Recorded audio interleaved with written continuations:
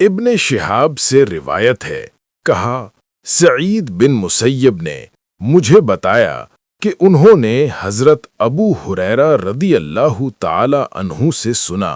انہوں نے کہا، میں نے رسول اللہ صلی اللہ علیہ وسلم کو کہتے ہوئے سنا، اللہ عز و جل نے فرمایا، ابن آدم کے تمام اعمال اس کے لیے ہیں سوائے روزے کے، وہ میرے لیے ہے اور میں ہی اس کی جزا دوں گا۔ اس ذات کی قسم جس کے ہاتھ میں محمد صلی اللہ علیہ وسلم کی جان ہے، روزے دار کے منہ کی بو اللہ کے نزدیک کستوری کی خوشبو سے زیادہ پسندیدہ ہے۔